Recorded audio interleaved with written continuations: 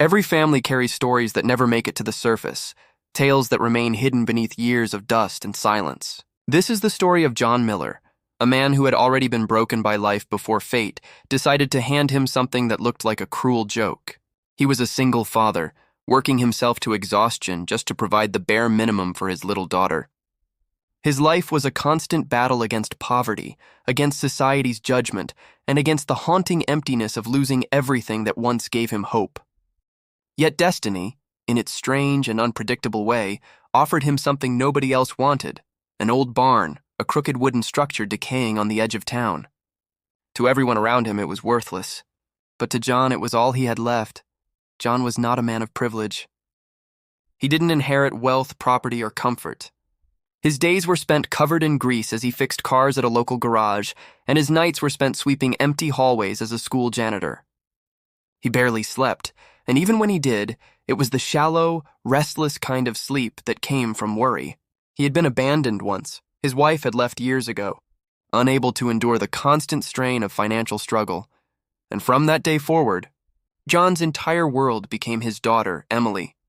She was only 7, but she carried within her a light so pure that it gave her father the strength to keep moving. Every coin he earned, every drop of sweat on his forehead, every ache in his bones. It was all for her. But then came the day of his Uncle Henry's funeral. Henry Miller was a peculiar man, the kind of relative most families didn't talk much about. He was mysterious, withdrawn, and in many ways misunderstood. People said he was eccentric, some even called him paranoid. He lived alone, rarely visited, and never married. When word spread that he had left behind a will, the Miller family gathered eagerly, each one secretly hoping to gain land, money, or valuables. The air in that lawyer's office was thick with greed disguised as grief. They leaned forward in anticipation, waiting for their names to be attached to something meaningful, and then the lawyer read the line that changed everything. To my nephew, John Miller, I leave the barn located on the outskirts of Auburn. The silence lasted for only a moment before the room erupted with laughter and whispers. Cousins smirked, uncles exchanged glances of mockery, and even John's own brother chuckled under his breath. That's it, a barn?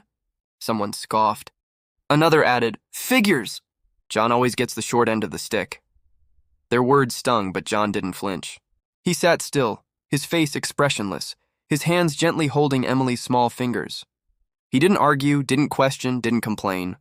When the lawyer finished, John simply nodded, thanked him politely, and left the room. Behind him, the whispers followed like shadows. Worthless, unlucky, pathetic. The next day, John took Emily to see what had been left to them. The drive to the outskirts was long and quiet. Emily hummed softly, her little voice trying to fill the silence her father couldn't. When they finally arrived, the sight of the barn stole the air from her lungs. It was worse than anything she had imagined. The wooden structure leaned as if it had grown tired of standing. Its roof sagged, shingles missing, leaving gaping holes for the rain to seep in. Ivy strangled the walls, windows were cracked, and the doors hung from their hinges like broken wings. To any passerby, it was nothing more than a ruin, a carcass of wood long abandoned by time. Emily looked up at her father with innocent confusion and whispered, "Daddy, is this really ours?" John forced a small smile, the kind a man wears when he doesn't want his child to see his pain. "Yes, sweetheart," he said softly. "This is ours." But it wasn't long before the ridicule followed him here too. Word spread quickly in small towns, and soon John's relatives arrived just to see for themselves. They stood at the gate laughing openly, shaking their heads in disbelief. "You should just burn it down," one cousin mocked. "Sell the land for scraps," another advised, his tone laced with sarcasm. Even his own brother smirked and said, "Face it, John, this is worthless. Henry tricked you even in death." Their laughter filled the air like daggers, cutting into John's dignity. Emily clutched his hand tighter, her small eyes reflecting both fear and confusion. John crouched down, brushed a strand of hair from her face, and whispered, "Sometimes people don't see what we see. That doesn't mean it isn't there." The days turned into weeks, and the barn became more than an inheritance. It became John's quiet refuge, a place where he could pour what little strength he had left. After his grueling shifts, he would drive to the barn, roll up his sleeves, and start working. He swept away years of dust, patched the cracks with scraps of wood, and hammered nails with his tired, blistered hands. He couldn't afford new supplies, but he used what he had just as he always had in life. To outsiders, it was foolishness. Neighbors watched and shook their heads. "Poor man, wasting his time," they muttered. "He should work extra hours instead of fixing trash." Their words echoed the same cruel melody he had heard all his life. But John didn't stop. For him, the barn was not trash, it was possibility. It was hope. It was something he could build with his own hands, a place Emily could one day call her own. And then, as he worked, small details began to reveal themselves. Strange carvings etched into the wooden beams, initials faded with time but still visible. H.M. Henry Miller. There were markings in odd places, lines that looked deliberate, not accidental. One night, as the wind howled and the barn groaned, John pressed his ear to the floor and noticed something strange. A hollow echo beneath his feet, faint but undeniable. His heart quickened.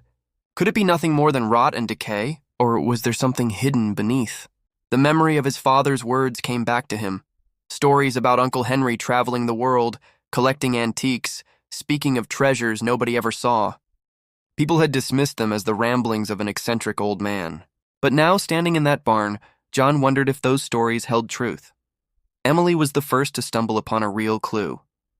One evening, as the sun painted the sky in shades of gold, she tapped her doll against the floorboards, giggling at the hollow sounds it made. Suddenly, the stick she held thudded against a spot that sounded different, deeper. "Daddy, listen!" she chirped. John knelt, pressed his hand to the board, and felt it vibrate faintly beneath his palm. His pulse raced. There it was, the same hollow sound, unmistakable this time. He looked at Emily's excited face and felt something stir inside him. For the first time in years, he felt hope. But hope can be dangerous for a man who has known nothing but disappointment. Doubt crept in, whispering cruel questions. What if it was just rotten wood? What if he was imagining things, desperate to believe in something more? Could he afford to waste precious time chasing shadows when every moment should be spent earning money to keep them alive? Yet, when he returned home at night, when he watched Emily sleep peacefully with her doll tucked under her arm, he knew his answer. He couldn't let this go. Not for himself, but for her. He whispered into the silence of the night, "For her, I have to try." And so, the barn that everyone else saw as worthless became John's silent battlefield. Every nail he hammered, every board he lifted, every hollow sound beneath his feet, it all built towards something greater. He didn't know what lay beneath, didn't know if it would be salvation or just another cruel joke. But he knew one thing with absolute certainty. This was no ordinary inheritance. It was a test, and John was ready to face it. The world laughed at him. His family mocked him. His neighbors doubted him. But deep in that barn, beneath the dust, the rot, and the hollow boards, a secret waited, a secret that would soon change everything, because what looked worthless to the world was worth $200 million.